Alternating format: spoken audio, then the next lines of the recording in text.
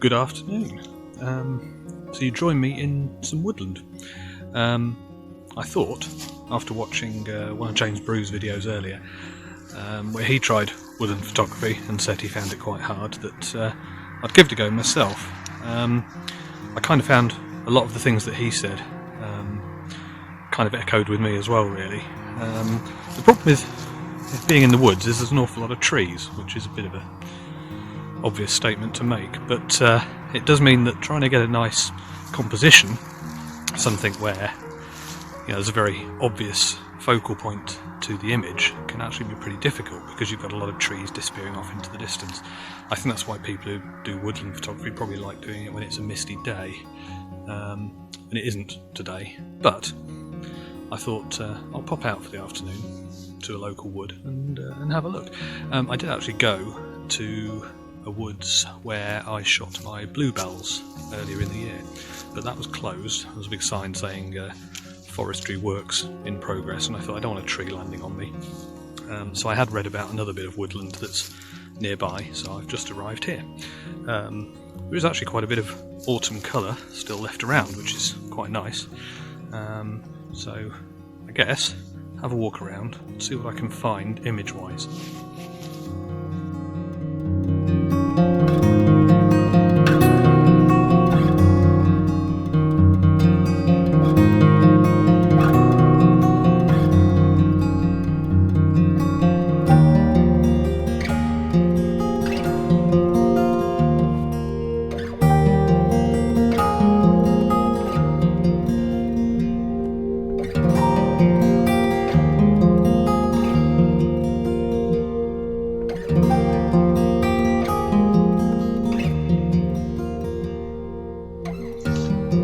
Come across this little, I'd hesitate to say bridge,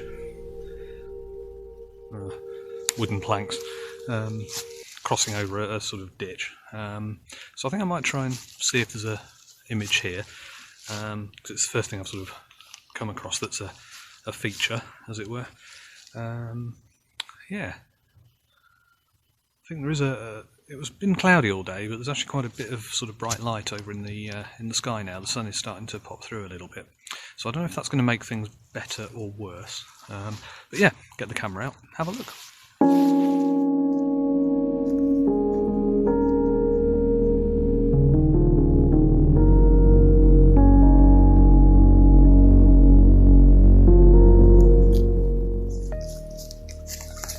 So for this one, I'm doing a fairly standard shot, really, just looking down through the two sort of sides of the little bridge there. I'm keeping the camera pointed fairly low, just so that there's not too much sky and I can get some of the leaves in the foreground. I'm also using a fairly open aperture, I think it's about f4, just to sort of start to blur out some of the stuff in the distance, and hopefully that'll become less distracting.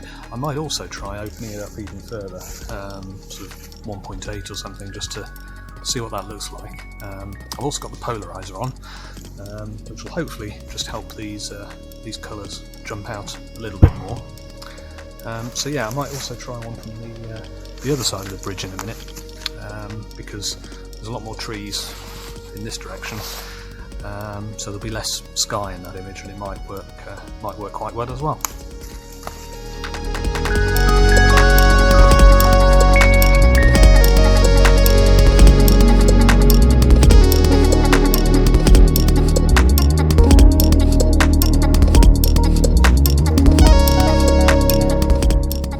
So for the image on this side of the little bridge, I've dropped the camera down so it's just on one set of tripod legs, and a bit closer to the ground. There's less sky in this image because the trees are thicker there. The only issue really is that the little bridge is made out of wood, and trees are also made out of wood, so it is sort of blending in a little bit. Now, when I get it back on the computer, I'm kind of hoping that the difference in depth of field will help it stand out a little bit. I guess we'll find out. For now, I think I shall pack up from this little bit and do a circuit. The path seems to go either way from the little bridge, sort of left and right, so I'm assuming there will be a circular loop. I've not been here before. and see what else I can find.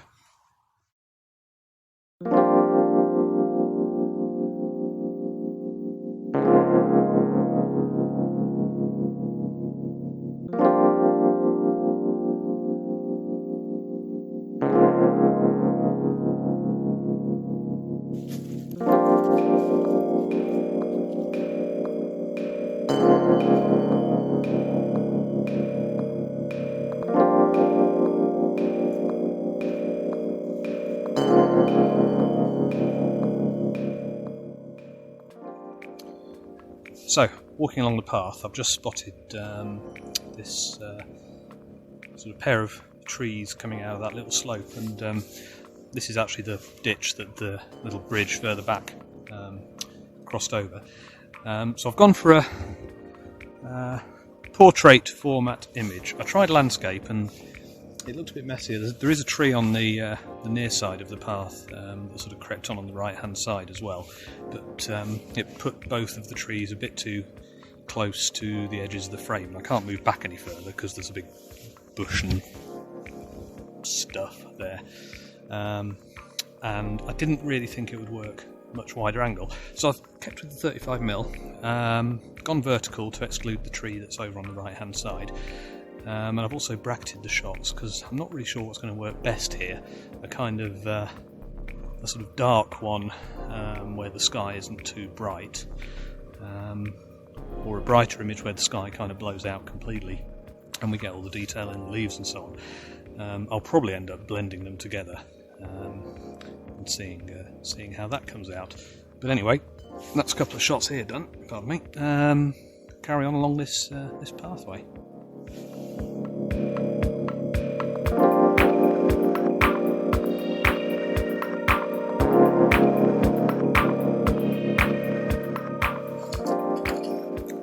So I've just gone around the next corner of the path. I've kind of stopped just here.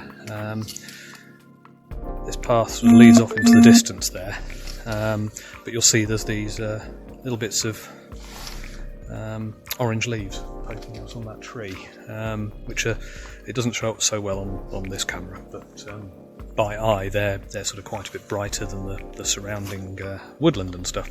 So I'm going to pop on a slightly longer lens. I think I'm going to try the 85mm, and then take a picture looking down this path, but focusing just on those leaves. Now I think in post-processing we'll sort of darken the rest of it, bring up the colour on the leaves, and that should hopefully form quite a nice image.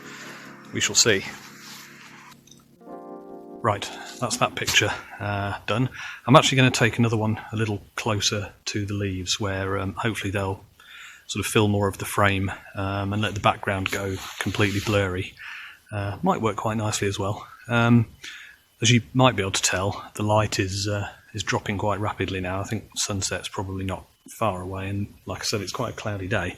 So yeah, I will carry on wandering around. But this is quite a nice bit of woodland, really. I think there's a lot of potential here. So I may have to come back, possibly in the winter. Definitely next spring. I'm pretty sure people have been to shoot bluebells here. Previously, I've gone to the one sort of 5 or 6 miles away. I think this one's more popular, but it's big enough. Anyway, right, see what else I can capture before the light disappears altogether.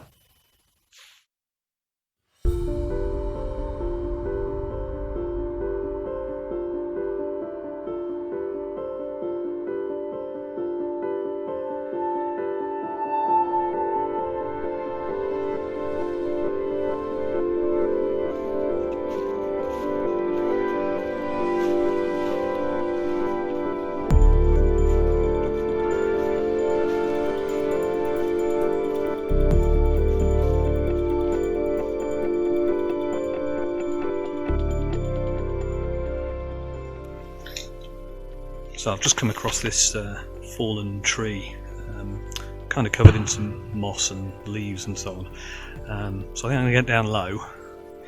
Probably, I don't know, I think I'll go for a wider angle lens on this one, and then I can hopefully pick up the sort of rest of the tree as it sort of moves off away from the camera. because it's got a quite nice sort of long bendy shape to it where it's lying in amongst all the leaves. Obviously I'll focus fairly close up. There's a little lump of moss that's a little sort of sticking up and lighter than the other bits, which I think will do as the focal point. So change lenses and grab a picture.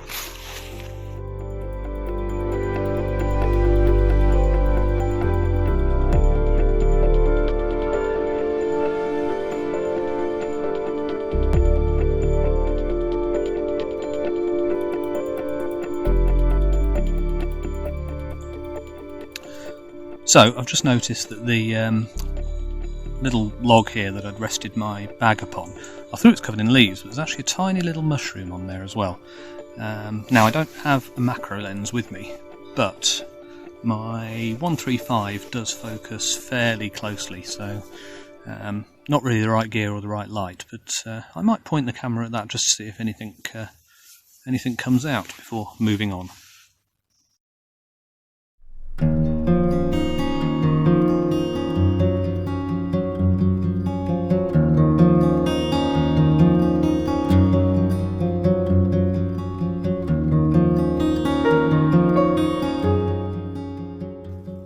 So I've just stopped to get a picture of that little area there where there's quite a lot of yellow leaves still on the floor, and I thought this would probably be a wide angle location, but I've still got the 135 on from shooting the little mushroom a few minutes ago, so I thought before I change lenses I'll see how that looks, and I actually quite like it. I'll just show you quickly the view on the back of the camera. So yeah, as you can see, that's quite nice with the sort of various trees disappearing off into the distance. I think if I did stick the wide angle on, I'm going to start including the sky up there, which I don't really want to do because it's really dark in the woods now, as you can see from the exposure time there. But the sky is not dark itself; it's still quite bright. So I think I'll keep that image as it is. And carry on walking, see what's round the next corner.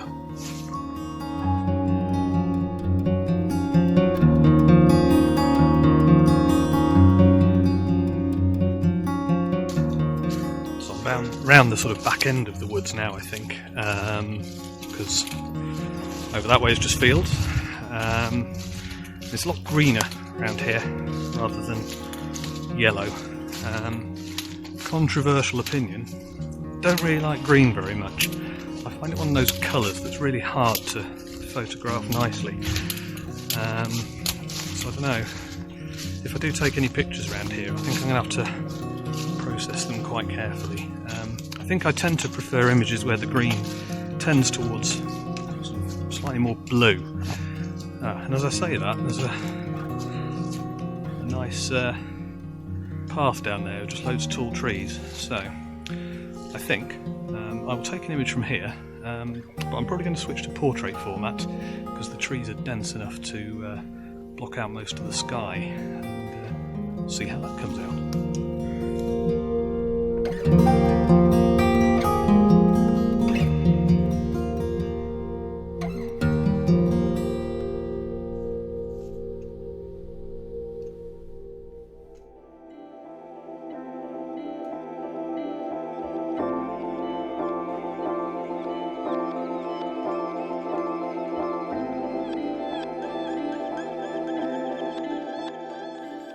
So you might not be able to tell because this camera obviously brightens up the image, although it's really grainy now. Yeah, it's definitely getting quite dark in here, so that last shot, I mean I'm shooting at f11 but it's 6 seconds long, so there's definitely no patches of sunlight catching the leaves anymore. So to be honest, I think I've probably got the best that I'm going to get out of these woods. So I will continue the circular path to try and head back to the car, but I don't know that I'll find many more shots on the way. If I do, I'll carry on talking. If I don't, I'll see you back at the car.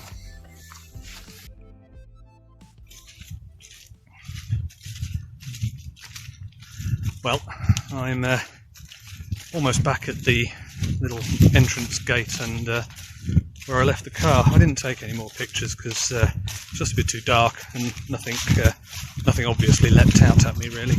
But I think this place is definitely going to be worth a repeat visit when I've got a bit more time and a bit more light. And probably a little bit earlier in the autumn as well, because most of the trees here are bare, but there are some nice colours around. So I guess, what have I learned? Taking pictures in the woods is still hard. By this point you'll have seen all the images, but I haven't yet, apart from on the back of the camera. So I don't know if they're any good. I'm hoping some of them are okay. I feel like they should be from what I've seen on the back of the camera, especially once I've done a bit of processing on them.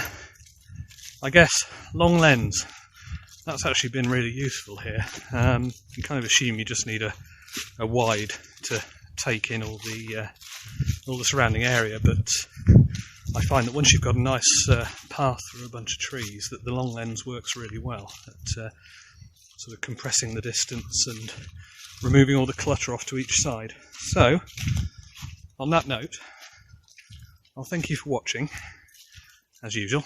If you haven't already done so, then please consider subscribing. I'm not too spammy because I only take a video now and then.